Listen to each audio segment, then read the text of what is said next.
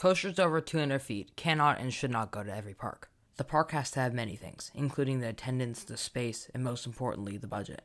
Today I want to look at 5 parks that could be looking for a large-scale coaster to add to their lineups within the next 10 years or so. Before we begin, I have tried to rank the list from least likely to most likely. And also I do want to note, this list is only for the US. If you want me to make a list for international parks in the future, be sure to let me know.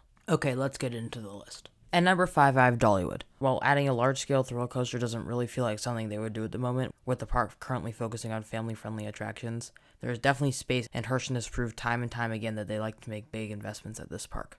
As for what coaster, a B&M Hyper or Giga would be perfect, as Dollywood could really use another large-capacity ride, and from an enthusiast perspective, this would give the park some much-needed floater airtime.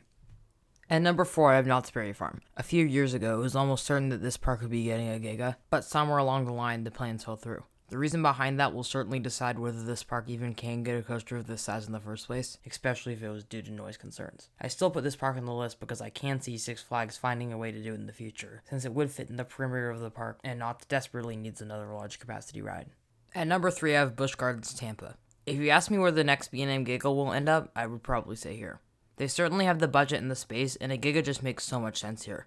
It would look great, it would attract GP, and it would offer some floater airtime that the park really doesn't have. With a Giga on top of Iron Gwazi, Montu, Shikara, Kumba, and all the other supporting coasters at the park, this would turn into an elite lineup. At number 2, I have Carowinds. With Nighthawk being removed last year, Carowinds will certainly be looking for a big new coaster for the front of the park. There's been some discussion about a Vekoma tilt for this plot, which I agree with. If they do go this route, I see it very likely for them to push this over 200 feet. Another option I could see here would be a large-scale dive. These options would both attract GP, and they would both look great to guests walking in. Regardless, Carowinds' next coaster is lining up to be a large investment, as it seems like one of the few major winners of the merger. Before we get to number 1, here's some honorable mentions.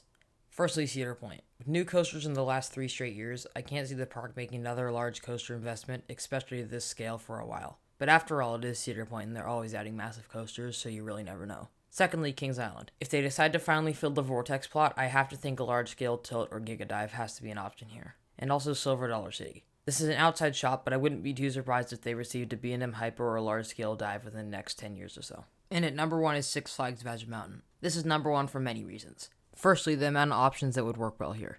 I know everyone is talking about a B&M Giga, which definitely isn't out of the question, but if Viper ends up getting removed in the next few years, which I have reasons to believe it probably will, then a large-scale tilt or dive feels like the route Six Flags will go to fill its plot. Out of these two, the dive feels much more likely. It would look great, it would be another large-capacity ride, and it would be a great fit for the park overall. Especially if Tormenta is a success, this seems like a very likely option for Magic Mountain's next coaster. Well, let me know in the comments what you think about the list, and if there are any parks you think I missed. Please drop a like if you enjoyed and consider subscribing. Thanks for watching, and I'll see you all next time.